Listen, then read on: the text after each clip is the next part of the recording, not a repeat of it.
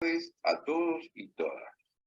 Sean bienvenidos a esta nueva actividad académica de la Asociación Argentina de Derecho del Trabajo y de la Seguridad Social, la Casa de Todos. Hoy tenemos un tema de la actividad académica que nos convoca, que es sin duda especial. Según el significado de la lengua, vulnerable es quien puede ser herido o recibir una lesión, física o moralmente.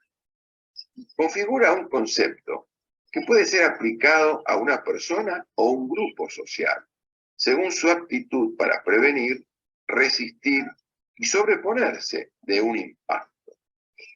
Niños, mujeres y ancianos son considerados normalmente poblaciones vulnerables.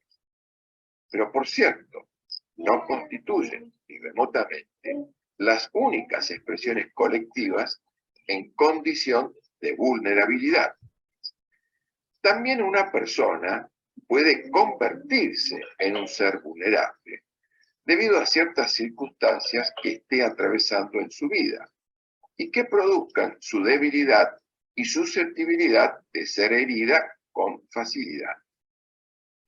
Pero también una persona puede ser vulnerable cuando presenta condiciones sociales, culturales, políticas, económicas, educacionales, diferentes de otros individuos. Una persona, por ejemplo, sin estudios formales, se encuentra en una situación de vulnerabilidad para acceder o desenvolverse en el mercado de trabajo y así poder satisfacer sus necesidades básicas. Lo mismo es posible de ocurrir con personas de distinta orientación sexual, individuos en situación de pobreza y muchos otros más. Los ámbitos en que se pueden manifestar dichas situaciones pueden ser verdaderamente múltiples. Las reglas de Brasilia configuran una expresión en el camino de la protección de los derechos de las personas en condición de vulnerabilidad. Y así también los principios de Yogyakarta exhortan a los estados a adoptar todas las medidas legislativas, administrativas y de otra índole, lo que incluiría naturalmente las sentencias judiciales que fueran necesarias a fin de asegurar el acceso en igualdad de condiciones a muchos otros beneficios, como son los beneficios de la seguridad social, entre tantos, y ello sin discriminación por identidad o expresión de género. Para referirse específicamente a esta temática y concretamente a la vulnerabilidad en el derecho laboral, nos acompañan hoy dos distinguidos expositores, el doctor Mario Silvio Fera, por un lado, y la doctora Adriana Palma. Es realmente un placer tenerlos con nosotros y les damos una cordial bienvenida. El doctor Mario Fera tiene un posgrado en la Universidad de Buenos Aires junto con la Universidad Carlos III de Madrid en Administración y Modernización Judicial. Fue vicepresidente del Consejo de la Magistratura del Poder Judicial de la Nación y ha sido consejero en representación de los jueces en el período que va del año 2010 al 2014. Fue presidente de la Cámara Nacional de Apelaciones del Trabajo, vicepresidente también de la misma, y es actualmente juez de ese tribunal desde el año 2006. Se ha desempeñado durante 10 años como secretario letrado de la Corte Suprema de Justicia de la Nación. Es profesor de posgrado en la Universidad Austral y en distintas maestrías y carreras de especialización en Derecho del Trabajo en la Universidad Católica Argentina, la Universidad de Buenos Aires, la Universidad de 3 de Febrero, la Universidad Nacional del Litoral y otras casas de estudios del interior del país. Integra el cuerpo docente de la Escuela Judicial del Consejo de la Magistratura de la Nación. Es miembro del Instituto de Derecho Empresarial, sección Derecho del Trabajo, de la Academia Nacional de Derecho. Miembro de la comisión directiva de esta asociación y además ha publicado distintos libros y artículos de doctrina sobre temas de derecho laboral y constitucional. Ha participado como expositor y coordinador en congresos y jornadas nacionales e internacionales. Por su parte, la doctora Adriana Balinotti es secretaria letrada de la Corte Suprema de Justicia de la Nación. Es magíster en Derechos Humanos, es docente de posgrados y maestrías en la especialidad. Es conferencista en eventos nacionales e internacionales. Autora de distintos artículos de la disciplina en revistas y libros de la materia. Consejera de la Asociación de Magistrados y Funcionarios de la Nación. Hechas las presentaciones, solo nos cabe entonces dejarlos en compañía de estos distinguidos expositores. Queda entonces, con el uso de la palabra, el doctor Mario Silvio Fero. Adelante, por favor. Bueno, muy buenas tardes. Es un gusto para mí estar en esta reunión académica y haber sido invitado por la Asociación Argentina de Derecho del Trabajo, en la persona de su presidente, el doctor Nieco, a quien agradezco sus palabras de presentación, su invitación y este espacio para compartir un tema que, en mi opinión, no ha sido abordado aún desde la perspectiva del derecho del trabajo con la especificidad que merece. Y bueno, desde ese punto de vista, entiendo, digamos, que esta reunión puede ser un elemento disparador, quizás, de una visión particular en una rama del derecho como es el derecho del trabajo, que permanentemente nos invita a nuevos desafíos y perspectivas. Y en este sentido, bueno, es un gusto para mí compartir este espacio con Adriana Balinotti, porque creo que quizás desde perspectivas distintas podemos tener sobre este tema una visión complementaria que nos ayude a reflexionar juntos. Yo me voy a basar en un archivo de PowerPoint, unas diapositivas que voy a proyectar, con la idea de poder desarrollar algún concepto más que el que dé el escaso tiempo que nos propusimos dar esta charla. Así que bueno, agradezco, así como la predisposición de quienes están hoy presentes, bueno, que sepan tolerar también que voy a ir pasando rápidamente estas filminas con la idea de que la temática se pueda desarrollar desde una perspectiva con la cual realicé un trabajo para una obra colectiva del Ministerio de Justicia que está a punto de ser publicado y que pronto va a estar a disposición de la Asociación Argentina de Derecho del Trabajo para que pueda ser un elemento disparador, repito, porque para mí esta idea es una aproximación al concepto de vulnerabilidad en el derecho del trabajo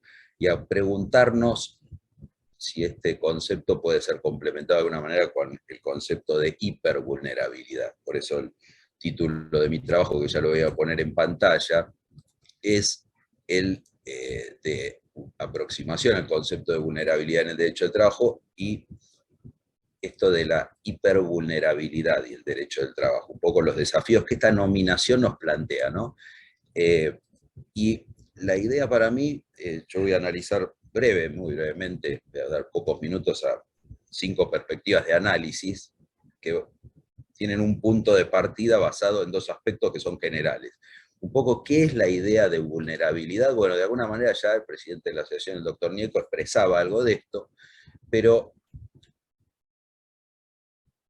para asentarlo en un concepto, podemos decir que la vulnerabilidad, tratando de hacer inclusive un análisis más allá de lo jurídico, es decir, que lo trascienda, es una cualidad o condición en que se encuentra una persona que, según, digamos, el diccionario de la Academia Española, puede resultar herido o recibir una lesión, física o moralmente. De alguna manera, el concepto de vulnerabilidad alude a una situación, cualidad, condición de debilidad, de fragilidad, de susceptibilidad, de impotencia. Esto, inclusive trascendiendo el plano jurídico, es la noción que manejamos, digamos, socialmente. Pero durante las últimas décadas, la idea o el concepto de persona vulnerable fue objeto de examen jurídico, tanto en lo que es quien sufre una situación de vulnerabilidad, como en el plano grupal también, grupos que son considerados en situación de vulnerabilidad. Y así se reconocen personas y grupos como destinatarios de la protección de los derechos humanos. Un poco ideas que nos invitan a ver esto como un punto de partida y que se complementan con un par de otras ideas para aproximarnos más al concepto. Jurídico. Haciendo un abanico de lo que es el marco de protección jurídica del derecho argentino, podemos decir que nuestra Constitución Nacional, fundamentalmente a partir de la reforma del año 1994, la Corte Suprema de Justicia de la Nación, la doctrina, y en general la práctica judicial y jurídica argentina, instalaron progresivamente la noción de vulnerabilidad.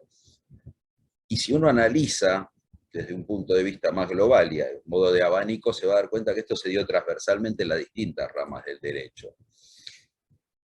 Con un propósito, digamos, que es tomar el concepto de vulnerabilidad a los efectos de un desarrollo pleno de las personas en el marco de los derechos humanos, de quienes por circunstancias o causas distintas necesitan del Estado una acción niveladora para que los iguale. Nosotros en el derecho del trabajo esta noción la vemos por el derecho del trabajo mismo que se generó a partir de un estado de desigualdad, pero esta noción de vulnerabilidad lo que permite es generar una acción niveladora del Estado, algo que se dio en el origen del derecho del trabajo, pero esta vez transversalmente a otras ramas, a partir del concepto mismo de vulnerabilidad. Y la noción de acceso a justicia, en un sentido más amplio, no de la justicia como el poder judicial, sino en general, de situación de justicia, esta nivelación a través de las distintas instituciones del Estado, es justamente la herramienta principal con la que el Estado cuenta para hacer efectivo el reconocimiento y el pleno ejercicio de las personas o grupos vulnerables, es decir, aquellos que necesitan la acción niveladora del Estado. Estas son un poco las ideas iniciales para nuestro análisis.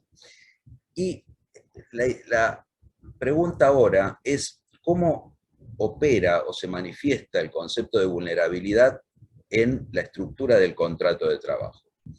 Nosotros partimos de la premisa de la existencia de una desigualdad estructural en el vínculo que se da en el contrato individual de trabajo. Esta es una idea, digamos, incontrastable para todos y todas nosotros. Y esa desigualdad, porque que se enmarca en las condiciones que dieron origen histórico al derecho del trabajo y que subsisten, de tipo social, de tipo económico, lo que hacen es generar en la persona trabajadora estructuralmente dentro del contrato de trabajo lo que podríamos denominar una vulnerabilidad negocial respecto de la contraparte del contrato de trabajo, es decir, del sujeto empleador. El derecho del trabajo, como sabemos nosotros, en Argentina cuenta con una importante base constitucional de protección ya de por sí. Es decir, que podemos decir que esta vulnerabilidad negocial que reconocemos estructuralmente en el contrato de trabajo tiene en Argentina una base constitucional que está dada desde hace ya 65 años con la incorporación del artículo 14 bis de la Constitución Nacional, que constitucionalizó el derecho del trabajo, y se enriqueció con la reforma constitucional de 1994, una protección intensa del trabajo en la que está implícita esta idea de vulnerabilidad o debilidad en la que se encuentra la persona trabajadora. En particular, la reforma de 1994, al receptar fundamentalmente en el artículo 75 de nuestra Constitución el llamado el derecho internacional de los derechos humanos, dio cabida al concepto de vulnerabilidad, que es un concepto que está inescindiblemente ligado a los derechos humanos. Y esto nos permite identificar aspectos en los que las personas merecen una especial protección para resguardar la dignidad y la naturaleza, en esto que decíamos de la acción niveladora del Estado. ¿Qué situaciones se reconocen como causas o circunstancias de vulnerabilidad en el derecho argentino, y esta presencia cómo puede ser llevada al derecho del trabajo?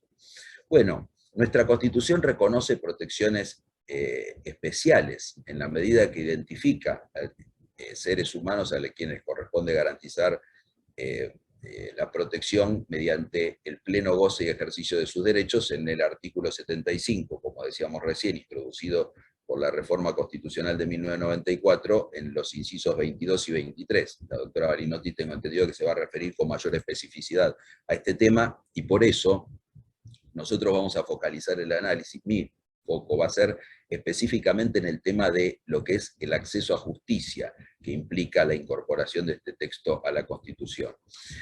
También, así como la Constitución en el artículo 75 reconoce esta necesidad de la acción niveladora del Estado en lo que hace al derecho de fondo, contiene una previsión específica de acceso a justicia en el artículo 43, al prever el amparo en sus distintas formas, que permite especialmente dirigirse a personas en condiciones de debilidad.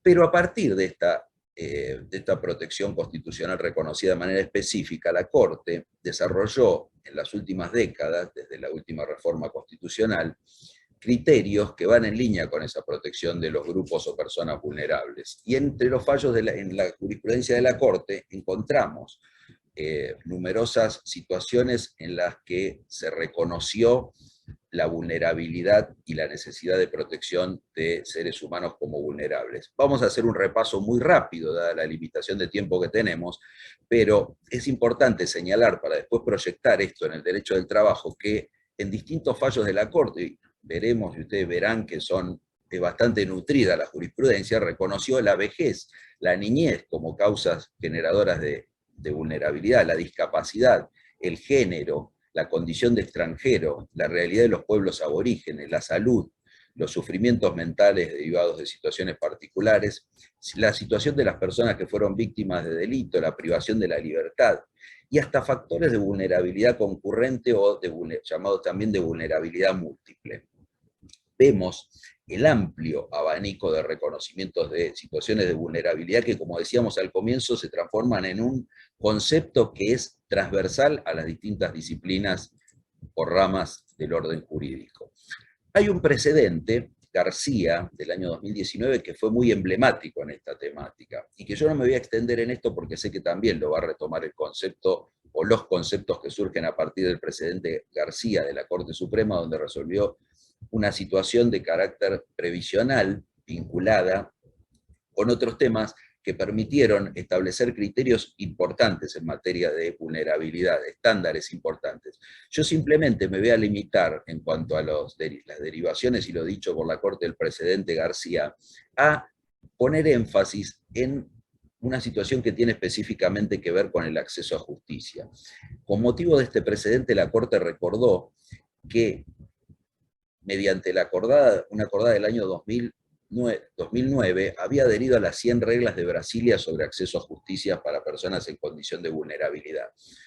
Un documento muy importante al que ahora me voy a referir, porque fue aprobado por la Cumbre Judicial Iberoamericana y generó un impacto muy importante en el derecho argentino, fundamentalmente a partir del reconocimiento que la Corte Suprema hizo de estas reglas como criterios orientativos para el análisis de situaciones concretas.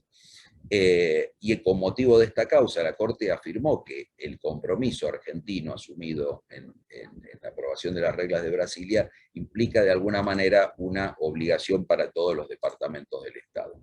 ¿En qué consisten concretamente y muy rápidamente las reglas de Brasilia? Fueron aprobadas por la Cumbre Judicial Iberoamericana en el año 2008 y fueron complementadas 10 años después, en el año 2018. En el ámbito del Poder Judicial de la Nación y del Ministerio Público Fiscal fueron recogidas concretamente mediante una acordada y una resolución de la Procuración General de la Nación, y constituyen un instrumento que, surgido de la Cumbre Judicial Iberoamericana, que es un organismo que nuclea presidente de Cortes y del Consejo de la Magistratura de los países de Iberoamérica, tiene algunas ideas interesantes de carácter orientativo. Como decíamos, en el año 2018 estas reglas fueron actualizadas, y si bien no limitan ni determinan el examen de lo que pueda derivarse de una situación de vulnerabilidad, sí orientan con un criterio razonable en la búsqueda de soluciones tendientes a lograr esto que llamamos el acceso a justicia, o que algunos lo complementan con la idea de la tutela judicial efectiva. No me voy a extender en el contenido de las reglas, pero sí señalar que su objetivo precisamente es lograr una concientización general, y que en la medida en que puedan ser adoptadas por los distintos países garanticen condiciones de acceso a justicia a las personas que se encuentran por alguna razón privadas o limitadas de ese acceso a justicia.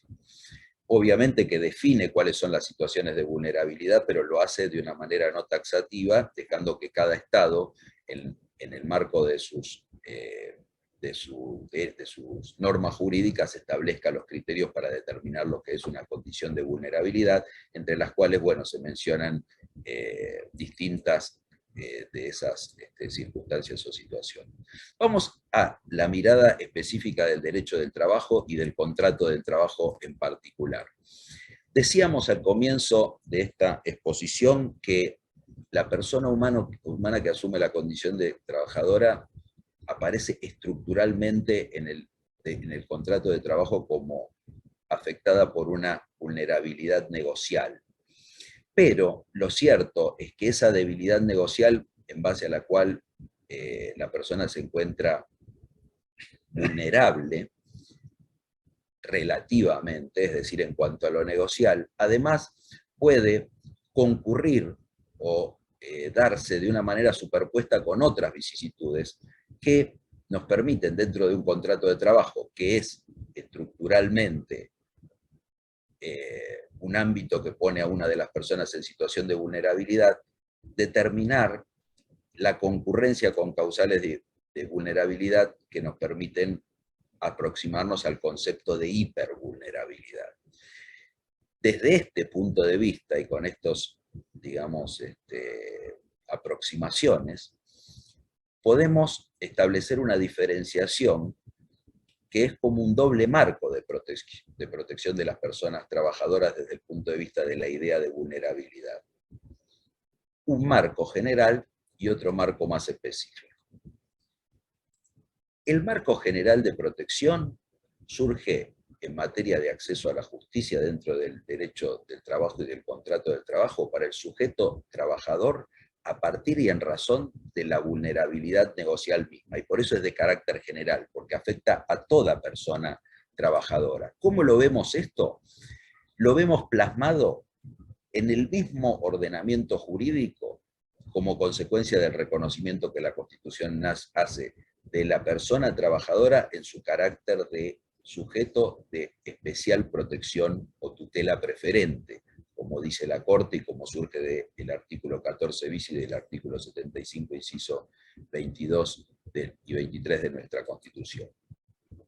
¿Qué quiere decir esto en concreto? Que la vulnerabilidad negocial es en definitiva aquello que justifica el tratamiento diferenciado de la persona trabajadora en cuanto a los derechos y los procedimientos para hacer valer esos derechos en el vínculo contractual laboral.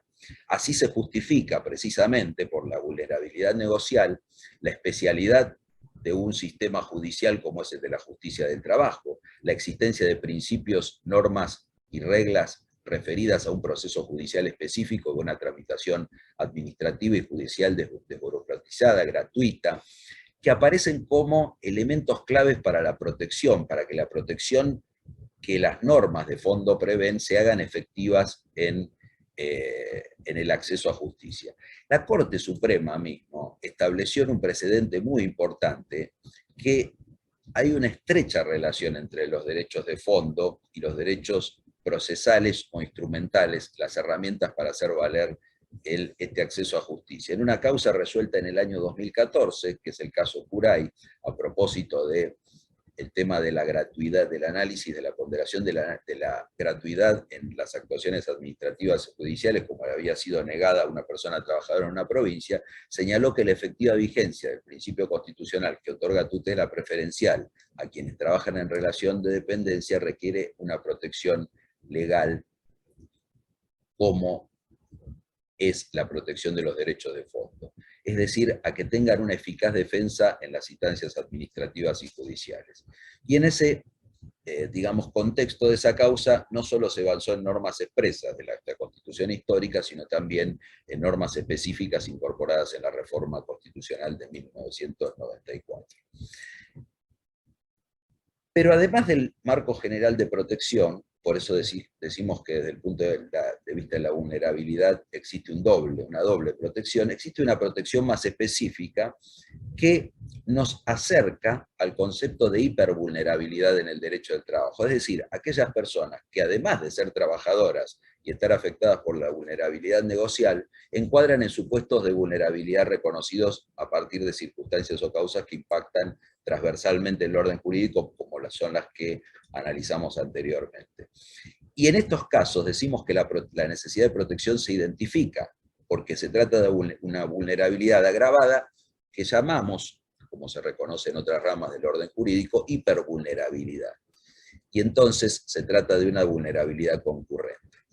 Y con esto vamos a entrar en el último punto y la reflexión final de esta exposición, que es la necesidad de desplegar acciones particulares sobre el acceso a justicia de las personas trabajadoras hipervulnerables. ¿Quiénes son las personas trabajadoras hipervulnerables? Bueno, aquellas que justamente encuadran, además del supuesto de vulnerabilidad negocial, en algún otro supuesto que les pone en una condición de especial debilidad. Y así tenemos, por ejemplo, que respecto de lo que es las situaciones de salud e integridad psicofísica, podríamos decir que una persona que sufre una consecuencia en su salud está en una situación de hipervulnerabilidad. Con respecto a una discapacidad, todas aquellas personas trabajadoras que sufren discapacidades se encuentran también en situación de hipervulnerabilidad. Situaciones que pertenecen por su condición de género o identidad sexual a categorías consideradas especialmente protegidas por el orden jurídico, también podríamos decir que presentan una necesidad de protección desde el punto de vista del acceso a justicia de hipervulnerables. Y podemos, digamos, enumerar algunas más, como todos los supuestos que tienen que ver con la discriminación. Las personas víctimas de discriminación pueden ser consideradas personas trabajadoras hipervulnerables. Quienes sufren acoso en sus diversas formas también pueden ser consideradas personas hipervulnerables. Las distintas edades, la edad puede constituir también en el marco del contrato de trabajo un factor influyente para determinar una situación de hipervulnerabilidad. Si la situación laboral no registrada o la informalidad en el trabajo también puede ser considerada una situación de vulnerabilidad. Cada una de estas situaciones justifica una acción específica del Estado para generar formas de acceso a justicia que nivelen esa hipervulnerabilidad a través de herramientas concretas que les permitan igualarse en base a esa acción niveladora del Estado. Y de esta manera concluimos con nuestra reflexión que, repito, agradeciendo la escucha, tiene el simple objeto de generar una idea disparadora de un concepto que entiendo que en el derecho del trabajo ha sido escasa o nulamente desarrollado hasta la actualidad. Muchas gracias. Bueno, muchas gracias por esta brillante y sintética exposición, muy clara. Ahora vamos a darle la palabra a la distinguida expositora, que es la doctora Adriana Barinotti, que ya hemos presentado al comienzo, así que nos resta solamente darle nuevamente la bienvenida y la palabra. Adelante, profesora Barinotti, por favor. Bueno, muchas gracias, doctor. Muchas gracias también a la asociación por darnos la posibilidad de compartir reflexiones, intercambiar. Y a Mario porque nos ha hecho una presentación que nos da el marco ideal para centrarnos en algunos puntos y algunas cuestiones que quería plantear. Efectivamente, el tema de la vulnerabilidad se ha instalado en la jurisprudencia. No es un tema novedoso, ¿sí? Si uno rastrea, se va a encontrar con un concepto al menos incipiente de la vulnerabilidad en distintas decisiones judiciales y también en lo que es las decisiones de la Corte Suprema, pero que claro, a partir de la reforma del 94 y con disposiciones muy específicas, vino a modificar el escenario.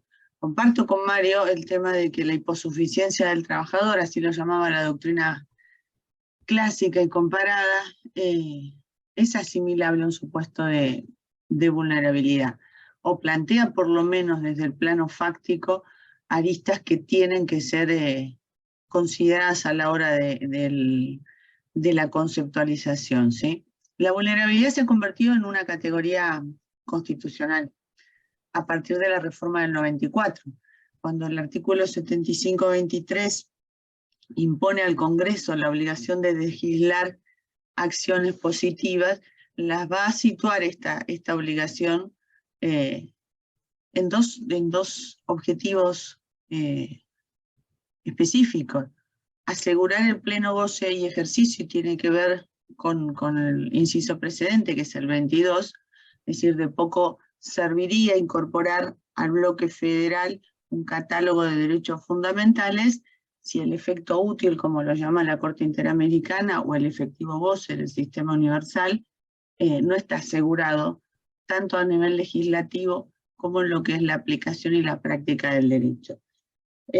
Aquí va a vincular estas acciones positivas al derecho a la igualdad, ¿sí? Lo vincula al derecho a la igualdad, esta carga que pesa sobre el Congreso Nacional, y específicamente la igualdad real de oportunidades. Tenemos que tener presente también que en el ámbito del derecho del trabajo, la igualdad real de oportunidades, la igualdad entre hombres y mujeres, ha sido tempranamente considerada, ¿sí? La desigualdad estructural está en la historia, en la génesis del derecho del trabajo como uno de los tópicos trascendentes. En esto y con relación a otras disciplinas tenemos un largo camino andado, ¿sí? Decía, la igualdad real de oportunidades y de trato, el efectivo goce de los derechos, y nos da unas ciertas categorías que no son las únicas, siempre ocurren estas cosas, de que algo suena, perdón. Algo suena cuando no es. Nos dan estas categorías particulares, decía yo, de tutela o de protección, que tienen, a ver si lo puedo explicar, perdónenme. Hola. Por favor. Ya está, lo maté. Eliminé el foco. Siempre algo suena. Bueno, decía, categorías particulares de protección. Mujeres, ancianos, personas con discapacidad y niños. Categorías que no son excluyentes de otras, como bien decía Mario, ¿no? El concepto de vulnerabilidad es un concepto en elaboración. Es una situación de tipo fáctica, es una situación existencial, que afecta el ejercicio de los derechos fundamentales, y la enumeración que hace la Constitución en modo alguno puede agotarlo cuando tengamos delante otro tipo de situaciones. Venimos también con una trayectoria ya de larga data en cuanto al sujeto de preferente tutela, que es el trabajador. Nos da un escenario en el que tenemos la posibilidad de reflexionar, ¿sí? ¿Qué supone esto de la vulnerabilidad como categoría constitucional y qué impacto puede tener en particular para el derecho del trabajo y para el ejercicio, ¿sí? Cotidiano, digo yo, de la praxis judicial. Hay una de estas categorías, lo que Mario llamaría hipervulnerabilidad, que se cruzan, ¿sí? A mí me interesa rescatar, para ir esclareciendo un poquito a qué nos referimos o dónde está el foco puesto en todo esto, rescatar algunos de los aspectos del caso García, que es el primero que explícitamente toca el tema elige el tema del 75-23 y a la vulnerabilidad la pone sobre la mesa como una categoría constitucional, ¿sí? de específica tutela. Es un fallo tributario. Lo primero que lo que nos tiene que sorprender es que estamos frente a un caso tributario, no un caso de seguridad social ni un caso de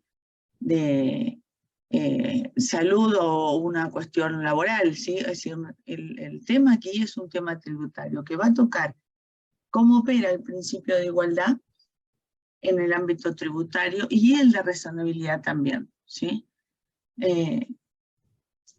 Un caso de impuesto a las ganancias en el que va a establecer como inconstitucional una serie de normas por dar idéntico trato a un colectivo. Si nosotros recuperamos en esta instancia, en este momento de la reflexión, lo que es el estándar clásico de la igualdad de los iguales, nosotros los tenemos en la jurisprudencia propia que siempre repasamos, en materia de igualdad, la igualdad de los iguales, García vino a romper con este estándar, ¿sí? ¿Por qué? Porque establece la obligación del legislador para cumplir con la manda del 75-23 de respetar las diferencias y asumirlas, ¿no?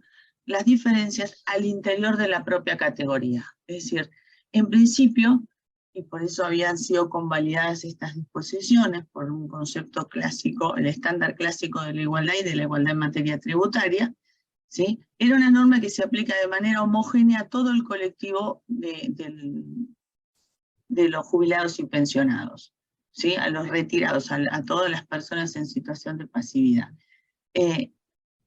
Si uno mira las sentencias que precedieron, ¿sí? Y sobre estas decisiones, estaban más o menos en línea, lo resuelto con lo que son los estándares de igualdad. Identifico un colectivo, ese colectivo, en la medida en que sea tratado de manera homogénea, de manera sin distinciones, estoy respetando el derecho a la igualdad. Lo que va a decir la Corte en García es que la igualdad se tiene que hacer cargo de las contingencias que acentúan o incrementan la vulnerabilidad, por imperio del 75-23. ¿Sí? ¿Qué significa esto? Que no son todos iguales al interior de un mismo colectivo. ¿Sí? Esto, llevado al plano del derecho del trabajo, nos da una casuística enorme. Quienes trabajamos con el derecho laboral sabemos que hay distintas situaciones y distintos vínculos contractuales que permiten una mayor o menor capacidad negocial, pero que además colocan en las mismas contingencias a un sujeto que en principio podría no tenerlo en una situación de vulnerabilidad exacerbada. ¿A qué me refiero? No es lo mismo de la capacidad negocial en niveles gerenciales, ¿sí? Que en los que son de baja calificación, siguiendo un poco la propuesta que nos hacía Mario, pero además, aún siendo estos mismos sujetos, ¿sí? Con una capacidad mayor, si se quiere, o una hiposuficiencia atenuada, menos vulnerables, sí se pueden presentar situaciones que los coloquen en vulnerabilidad extrema. La discapacidad, por ejemplo, ¿sí? En el ámbito de los accidentes y enfermedades del trabajo, ¿sí? La situación de los sujetos cambia radicalmente, ¿sí? El que puede no ser tan hiposuficiente en un contexto frente a la negociación de un contrato, de pronto se vuelve hipervulnerable por una situación de salud específicamente vinculada al trabajo. ¿Qué quiero decir con esto y en la casuística? ¿Sí? Que no es tan sencillo en el derecho laboral cerrar en un estándar único, ¿sí? Podemos fijar perspectivas, digamos, aristas que nos den la medida de la vulnerabilidad, pero vamos a tener que apelar a un sinnúmero de normas y de estándares que no son específicas ni propias del derecho del trabajo, pero que van a contribuir en esta definición. Cuando hablamos de la problemática de los accidentes y las enfermedades del trabajo, ¿sí? Hay que desprenderse un poco del contrato, bastante diría yo, para entrar en el terreno en el que deben estar situados, ¿sí? El terreno, digamos, el ámbito normativo que tutela esta situación es el ámbito, son todas las normas sobre discapacidad y derecho a la salud, ¿sí? No estamos en la normativa tanto laboral como más allá de que exista, ¿sí? Esto que puede parecer evidente o que puede parecer sencillo, implica la ruptura con determinadas zonas de confort que tenemos. En general, cuando apelamos a resolver para poder encuadrar, para poder desarrollar una argumentación en torno a una respuesta razonable, ¿no? La derivación razonada del derecho vigente, apelamos a los derechos violentados, el derecho a la integridad psicofísica, el derecho, ¿sí? A la salud en el ámbito laboral, a la seguridad e higiene, y no tanto, o no nos damos cuenta, ¿sí? Que estamos ya operando en el ámbito de la discapacidad. Frente al daño, ¿sí? Lo que tengo es un discapacitado, que además es un trabajador, ¿sí? Además es un trabajador. Pero el ámbito de tutela, el ámbito del origen, las fuentes más importantes normativas las voy a tener allí. Vuelvo con el 7523 al colocar a los accidentados, ¿no? Al enfermo de origen laboral, dentro del ámbito de la discapacidad, lo estoy colocando también en el ámbito del 7523, donde el mandato constitucional, como decíamos al principio, es el de la tutela efectiva, el efectivo goce, ¿sí? Es el de las acciones positivas. Mal podría la Constitución darle un mandato al legislador, ¿sí? Y relevar del mismo mandato a quien aplica aquellas normas. Tanto el Poder Judicial como los operadores judiciales y los operadores del mundo laboral tienen la misma intensidad en sus obligaciones que tiene el legislador. No nos sirve un texto normativo que no tenga aplicación concreta o una interpretación que se desentienda de estos mandatos constitucionales. García es la reformulación del principio de igualdad tributaria, propone la reformulación del principio de razonabilidad de las normas tributarias, pero lo hace a partir del ámbito específico del 7523. Es decir, toda la lectura del caso la va a efectuar la Corte partiendo del presupuesto que está obligada a una acción positiva, ¿sí? Está obligada a una acción positiva, tanto el legislador como el intérprete. Visto así, no sorprende como sorprendió en su momento la aparición. El 7523 da un pasito más y a la situación original de vulnerabilidad que la tiene, ¿no? Porque cuando destaca en particular el crédito alimentario, aun cuando este no sea mínimo, no sea cuantitativamente insuficiente, García tenía un haber previsional alto, por eso tributaba, alto digo en la comparación del colectivo del sector de jubilados, pensionados y retirados, ¿sí? Pero había que sumarle lo que eran los factores adicionales de vulnerabilidad, como el envejecimiento y la discapacidad. Es decir, a su situación particular de tutela se le sumaba el tema de las contingencias propias del curso de la vida y el envejecimiento. Puesto en esta perspectiva, García nos propone una salida del estándar clásico de la igualdad a partir de lo que es el mandato hacia el legislador del 7523. Decía yo, el tema de la discapacidad es un tema que va a operar en el ámbito de la vulnerabilidad cuando estamos en el mundo de las relaciones laborales, ¿sí? También cuando tenemos niños y mujeres involucrados, no solo la discapacidad, toda la cuestión de género atraviesa distintas disciplinas y lo hace a partir de este mandato que otorgó el constituyente del 94. A mí me interesa detenerme en particular contaba cuando charlábamos en la previa, ¿no, Mario? Ahora que se usa tanto, en la previa de la charla, sin excesos nosotros, el tema del excesivo rigor formal, ¿no? ¿Cuál es el impacto de esta tutela preferencial que ha dado el constituyente en el ámbito del derecho procesal? Otra vez, y como pasó en García, tenemos estándares arraigados, ¿no? El principio de congruencia, los límites de la competencia apelada, las formas, ¿no? Del proceso, el debido proceso. Tenemos una larga tradición y estándares tanto judiciales como en la doctrina que no asumen el tema de la vulnerabilidad. Son estándares construidos desde el propio derecho procesal, ¿no? Esa es la zona de confort de la que tenemos que partir. Y un poco siguiendo lo que ocurrió en su momento con García, vamos a tener que repensar. Cuando se habla de exceso ritual, que es el tema que a mí me interesa, excesivo, vamos a encontrar distintas formas de denominarlo, ¿sí? Excesivo rigor formal, excesos rituales, rigor de las formas, razonamiento ritual.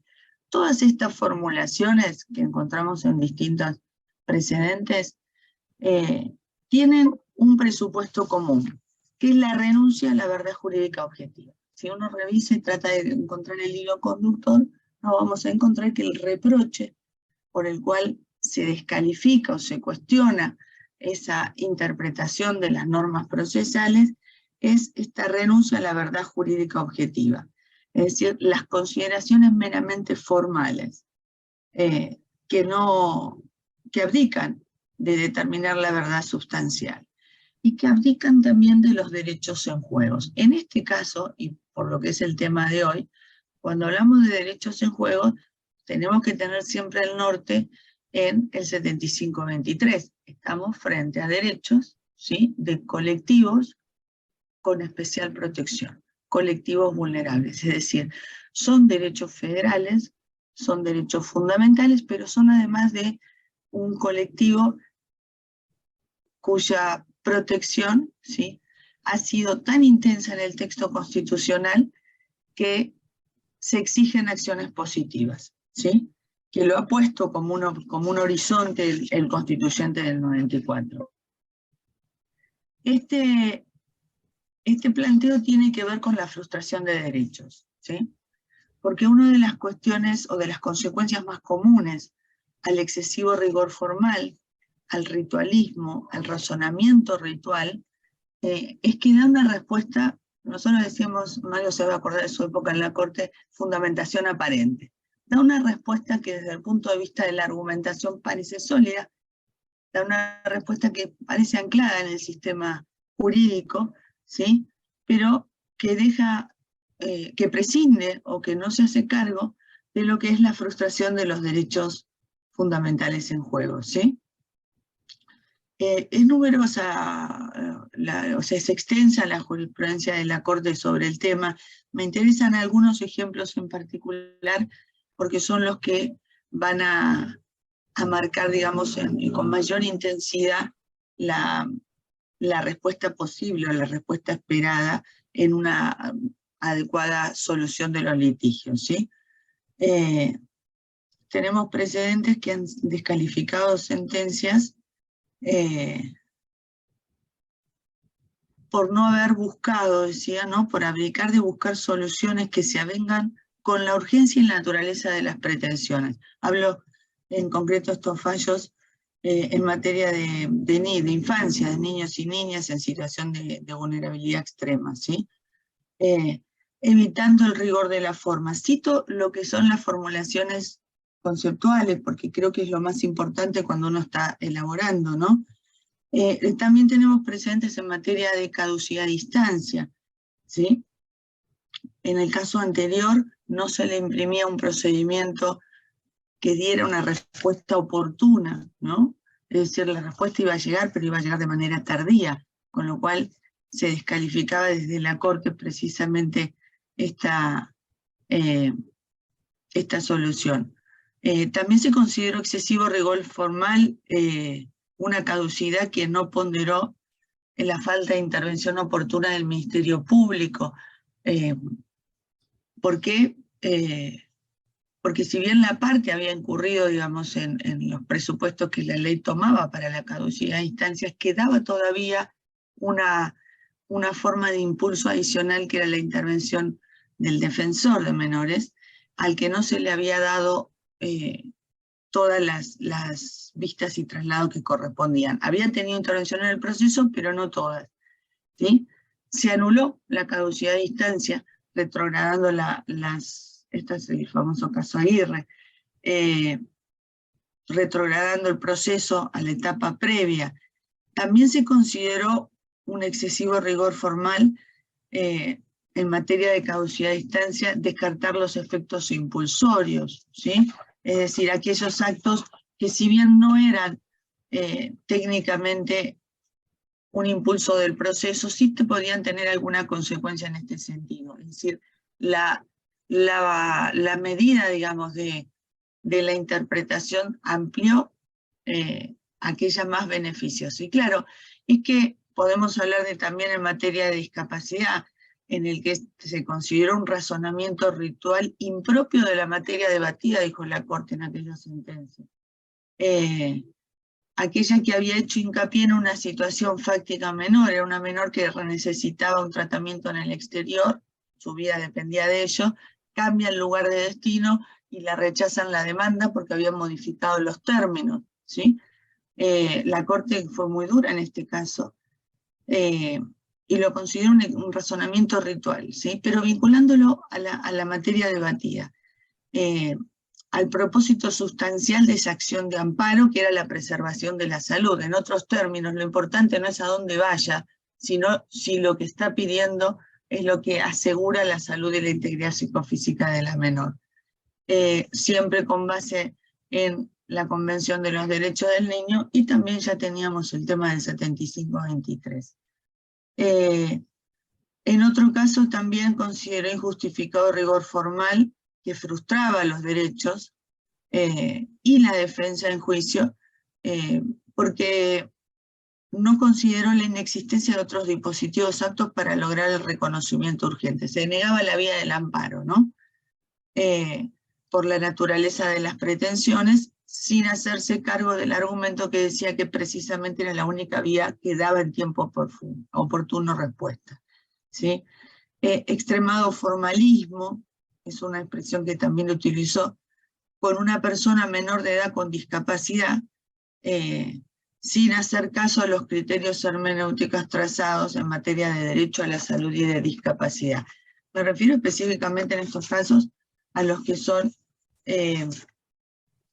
grupos vulnerables del 75-23, ¿sí? En otro fue el tema de hacer prevalecer normas procesales, que también se consideró sobre la solución contraria que derivaba de las disposiciones de fondo. Esta colisión, ¿no?, en la interpretación judicial entre el derecho adjetivo y el derecho sustancial, se hizo prevalecer, como era lógico, el derecho de fondo por tratarse de derechos fundamentales y de grupos protegidos, y se lo consideró un exceso ritual. Esta pequeña, digamos, este pequeño repaso sobre distintas hipótesis de situaciones procesales habituales, ¿no?, que son las vías procesales, que son las formas de extinción del proceso, frente a colectivos con especial tutela, ¿sí? Tiene un punto importante para nosotros, sirve como escenario para entender que el derecho adjetivo en estos casos debe tributar en la interpretación, ¿sí? Debe tributar a la tutela preferente que le ha dado el constituyente a las personas en situación de vulnerabilidad, o de vulnerabilidad múltiple con más razón,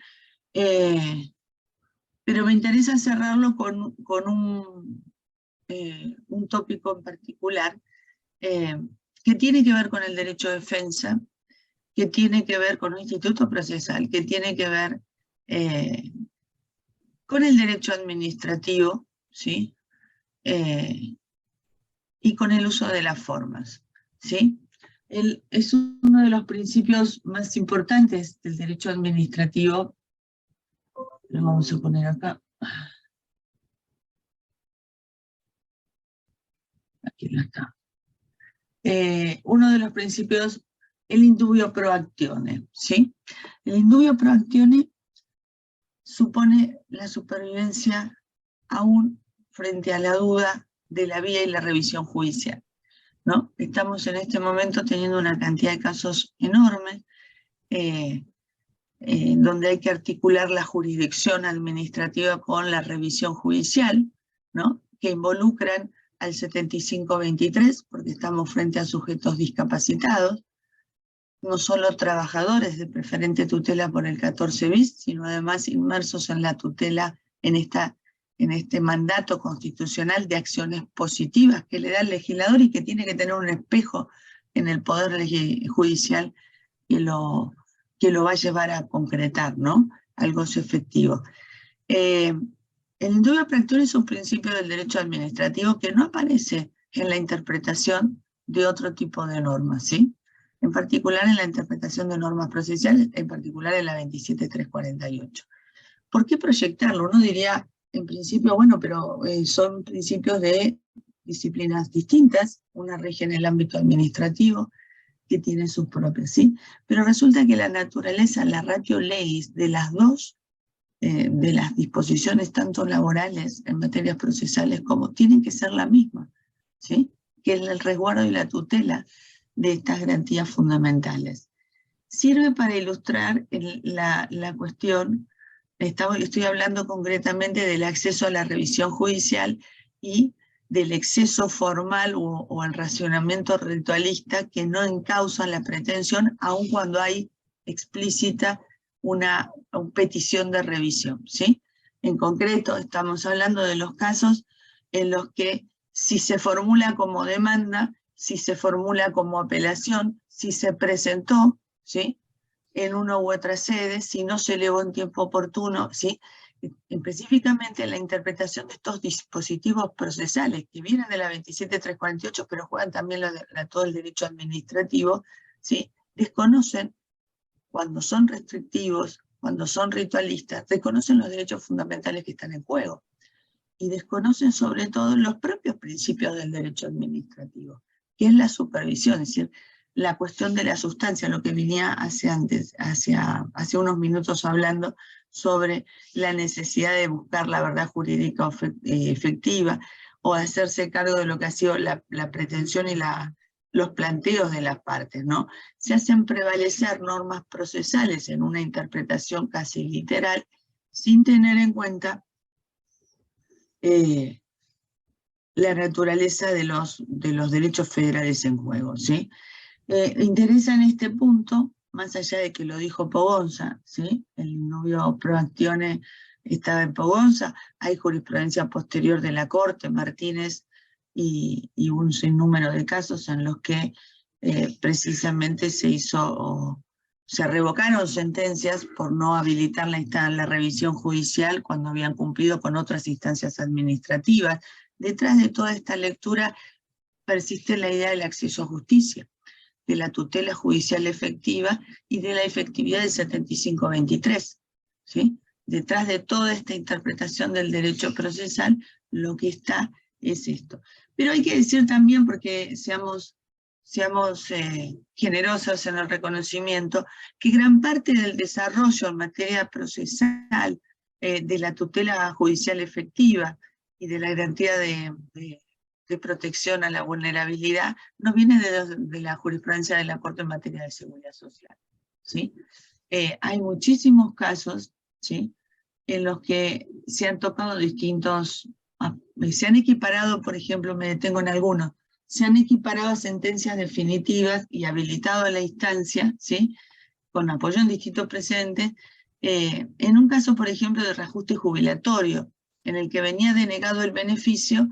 Y a diferencia del derecho administrativo del trabajo, que precluye y puede producir la cosa juzgada administrativa, en el derecho previsional puede ser reiniciado la pretensión de beneficio una y otra vez, ¿sí? No tenemos la extinción del derecho como sí la tenemos en la cosa juzgada administrativa del ámbito laboral. Pero digo, en ese caso la Corte había hecho mérito para revocar de que la persona que estaba pidiendo el beneficio tenía ya 77 años y que retrogradar a las instancias administrativas obligándolo a iniciar una nueva tramitación administrativa podía transformar a los derechos en juegos en derechos ilusorios, volver ilusorio el cobro de los créditos, ¿sí? ¿Por qué? Por la situación de vulnerabilidad. Estos fallos fueron de los primeros, incluso muy anteriores a García, donde se hace mérito de la categoría constitucional del vulnerable y de la vejez como una contingencia que puede expandir o intensificar la vulnerabilidad, ¿no? Que puede tener cruces, ¿sí? Y generar lo que Mario llamaba la hipervulnerabilidad. Tenemos, en cuanto a habilitación de instancia, también fallos en materia de seguridad social, en los que se ha interpretado la ley de procedimiento administrativo, ¿sí? Habilitando la instancia porque se había denegado por vencimiento del plazo un recurso administrativo con una notificación dudosa, ¿sí? Si bien la Corte no entró en la validez o no del acto de notificación, ¿sí? Se hizo mérito, ¿sí? No se expidió en forma clara, ¿sí? Se hizo mérito de esto que decía hace unos minutos, del principio indubio pro actione. Reprochó al ACUO, a la Cámara, en no haber tenido en cuenta que si había dudas sobre la validez del acto notificatorio, debía estar a favor de la continuidad del derecho de acceso a justicia y no en contra, ¿sí? El tema de el excesivo rigor formal aparece entonces vinculado en estos casos, ¿sí? A el derecho de fondo, a la frustración de los derechos de fondo y con una protección intensificada en cuanto a la interpretación de las normas procesales que deben siempre atender a la sustancia de los derechos en juego, ¿sí? Deja de ser procesalista el juez para transformarse en juez de garantías. En definitiva, asegurar las medidas positivas que pide el 7523. Estos desarrollos procesales, ¿sí? Que no son novedosos, porque en verdad si uno registra la historia procesal argentina, hay grandes hitos, ¿sí? Siricot fueron sin duda dos casos que crearon vías procesales específicas, el amparo y el habeas corpus, y asumieron la obligación de la Administración de Justicia de dar respuesta en forma eficaz y en tiempo oportuno, ¿sí? Pero fueron grandes rupturas en la jurisprudencia y en lo que es el derecho procesal. Habilitaron dos normas, ¿sí? Dos normas que se crearon a partir de ese caso. Tenemos también el ejemplo opuesto, como digo siempre. Hay un caso que Pérez Mir, de la Corte de la última dictadura, que tiene una particularidad o una singularidad. Los constitucionalistas lo citan como el ejemplo de los poderes implícitos, donde se reconoció los poderes implícitos del máximo tribunal, ¿sí? Pero a mí me sorprendió en esas incursiones por el mundo que Pérez de Mir era una habeas corpus de 400 desaparecidos, la madre de 400 desaparecidos, ¿sí? 4 veces llegaron a la Corte porque le archivaban el pedido de habeas corpus, ¿sí? Y la propia Corte ordena una serie de oficios y pedidos de informes, creo que fue entre el segundo y el tercer habeas corpus, ¿no? Finalmente en el cuarto termina, digamos, su intervención. Pero digo, mientras que para nosotros son los poderes implícitos, más allá del procedimiento, y así lo enseñan los constitucionalistas, en el derecho comparado yo lo veía citado como un ejemplo de privación de justicia, porque el derecho en definitiva se había frustrado. Es decir, más allá del texto y de la argumentación dada, el derecho de fondo estaba frustrado. Para lo que es el derecho internacional de los derechos humanos, Pérez de Smith era un ejemplo de privación de justicia. Traje estas reflexiones que me parecen interesantes porque no hay tutela sin un derecho procesal que acompañe. Esto fue Sirico. No hay tutela sin un derecho procesal que nos dé las vías. El derecho del trabajo tiene enormes herramientas en el ámbito de la capital federal, tiene todas las facultades instructorias del juez, ¿sí? Que no son pocas. Tiene todas las posibilidades de ordenar un procedimiento que decide cuál es el imprime, que haga posible el efectivo goce de los derechos reconocidos, como nos pide el 7523. Gracias por el tiempo. Espero no haber estado muy dispersa porque siempre abro pestaña. Y un agradecimiento nuevamente a la asociación por la posibilidad de estar hoy aquí con ustedes. Bien, muchísimas gracias, doctora Barinotti. Una interesante exposición y un interesante abordaje de esta especial temática. Como tenemos poco tiempo, en razón de otra obligación académica que ha asumido el doctor Mario Fera, a quien tengo a mi lado, voy a tratar de sintetizar una pequeña pregunta para ambos expositores. Antes quería hacer una pequeña referencia. El trabajo al cual hiciera mención en el comienzo de su exposición el doctor Fera, que es la aproximación al concepto de la vulnerabilidad en el derecho del trabajo argentino, hipervulnerabilidad y derecho del trabajo, lo vamos a publicar, Dios mediante, en principios de diciembre. Tenemos que esperar, esto es una obra que ha sido preparada para el Ministerio de Justicia, así que tenemos que esperar que sea previamente publicada por el Ministerio de Justicia y entonces ahí tenemos la autorización como para poder difundirla a todos los asociados. Pero creemos que a comienzos de diciembre vamos a tener esta posibilidad y la dicha de poder hacerlo. La pequeña pregunta que le haría a ambos expositores es si este tema del concepto de la vulnerabilidad consideran que está suficientemente desarrollado en el derecho del trabajo. Le pregunto primero al doctor Fera y luego a la doctora Barinotti. Adelante, Mario, por favor. Bueno, yo justamente la idea, digamos, un poco implícita de mi trabajo al estudiar el material normativo, jurisprudencial y doctrinario de la Argentina, y la verdad que, bueno, a la luz también de lo que conversábamos con Adriana en la previa, que después de escuchar toda la exposición de ella, en complementación con lo que yo decía, y todas las ideas que aportó muy interesantes sobre la jurisprudencia de la Corte, nos muestran precisamente que no, digamos, o sea, interpreto que a partir del desarrollo del concepto vulnerabilidad como un concepto transversal a todas las disciplinas del orden jurídico, se presenta una gran posibilidad de resignificación de institutos del derecho del trabajo para preguntarnos cómo se ven atravesados por la vulnerabilidad, por el concepto de vulnerabilidad y el marco de protección diferenciada que pueden requerir ciertas personas o ciertos colectivos dentro del derecho del trabajo. Explicaba muy bien recién Adriana las paradojas que tenemos nosotros con la habilitación de la instancia judicial en materia de riesgo del trabajo.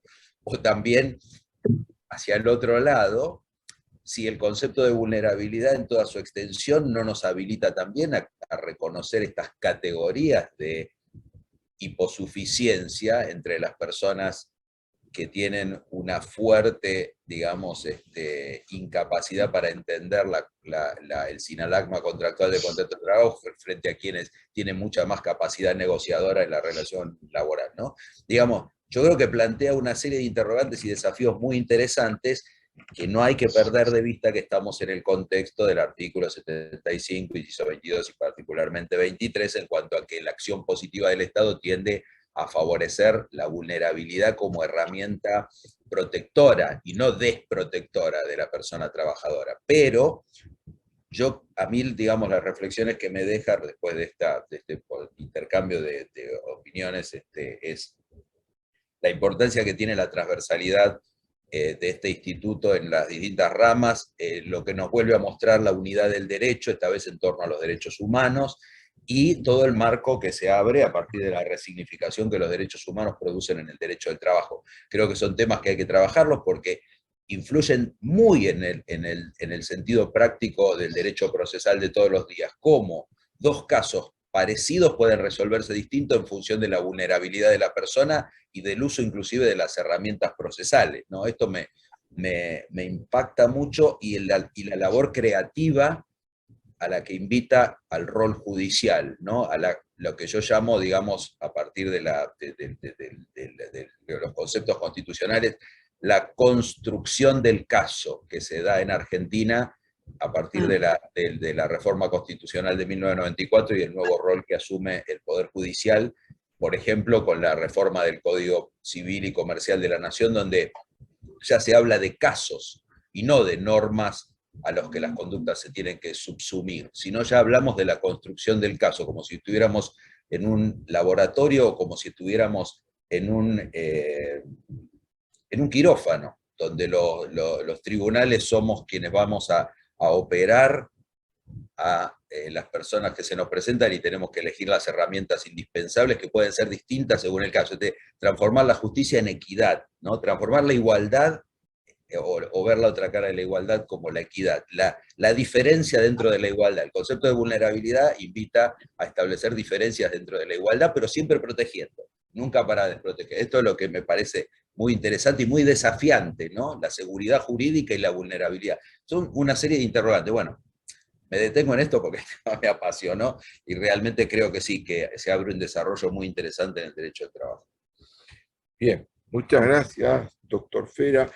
Doctora Balinotti, la misma pregunta. ¿Considera que está desarrollado suficientemente en el derecho del trabajo el concepto de la vulnerabilidad? No, comparto acá con Mario el diagnóstico. Me parece que no está, y la metáfora de médica viene muy bien, ¿no? Porque el 75-23 hay algo que no admite, y es esa famosa frase: la operación fue un éxito, el paciente murió. Acá no puede pasar, ¿sí? La operación tiene que ser un éxito y el paciente tiene que sobrevivir. Eso es el efectivo goce. No nos sirve un proceso intachable, perfecto y ritualista, ¿sí?, que termine sin hacer efectivo la tutela al vulnerable. Como desafío concreto, creo que no se ha identificado todavía a los sujetos. Pasa muchas veces, y voy a dar ejemplos, porque efectivamente, como dice Mario, empieza a trabajarse cada vez más en la distinta disciplina a partir del caso concreto, ¿no? Y no tanto en los estándares. La universalidad va cediendo un poco en esto. Vemos muchos reclamos que son madres, sobre todo cuando son muertes, las madres y representación de los hijos, ¿sí? Muchos de los reclamos de prestaciones de ley de riesgo, daños y perjuicios, ¿sí?, o créditos laborales en general. Y no he visto nunca un expediente en el que se haya llevado el proceso partiendo de la Convención del Niño, o teniendo en cuenta la cuestión de género, o la situación de vulnerabilidad por pobreza estructural. No aparece, ¿sí? Es decir, tenemos un solo sujeto que es el trabajador y todavía no terminamos de verlo con todas las matices que tiene hoy en la tutela constitucional. Digo, por dar un ejemplo, lo mismo pasa con el tema de la discapacidad, ¿sí? No se usa la palabra discapacidad. Se habla de invalidez, de gran invalidez, ¿sí?, con los términos que la ley reglamentaria de la tarifa de un sistema de reparación, que no tendría por qué utilizar otro vocabulario la ley. El punto es que el intérprete no tiene solamente una ley de reparación, que establece un camino de reparación. Lo que tiene es un sujeto reclamando. No aparece nunca la palabra discapacidad. Creo que nos falta incorporarlo. Y ir repensando, ¿sí? Porque efectivamente los institutos procesales van cambiando. El derecho procesal es el más dinámico de todos, mucho más dinámico que el derecho del fondo, y los laboralistas tienen el antecedente, ¿no?, de haber sido, las primeras medidas autosatisfactivas salieron de la Justicia Nacional de Trabajo. Salieron de ahí, se crearon, más allá de que la doctrina viniera discutiendo, desde la doctrina judicial apareció la tutela anticipada, ¿sí? Me parece que no falta mucho, pero sobre todo falta incorporar a los sujetos, el reconocimiento del sujeto. Me parece que es el gran desafío. Bien, muchísimas gracias, doctora. Lamentamos que tenemos que cortar por estas otras razones académicas. La verdad creo que daría para continuar casi una hora más, preguntando y repreguntando por la gran cantidad de cuestiones que presenta este tema y que muy bien han sido referidos por los expositores. Tiene una gran trascendencia y hay mucho por hacer. Como esta muy breve síntesis que decía la doctora Barinotti, ¿no? Hay una gran cantidad de cosas para desarrollar. Les agradecemos muchísimo la atención dispensada. Ha sido un placer que nos acompañen. Agradecemos al doctor Mario Fera y a la doctora Barinotti con un aplauso. Nos queremos despedir. Y muchas gracias por acompañar esta nueva actividad. Tengan todos muy buenas tardes. Gracias. Muy bien. Muchas gracias. Muchas gracias.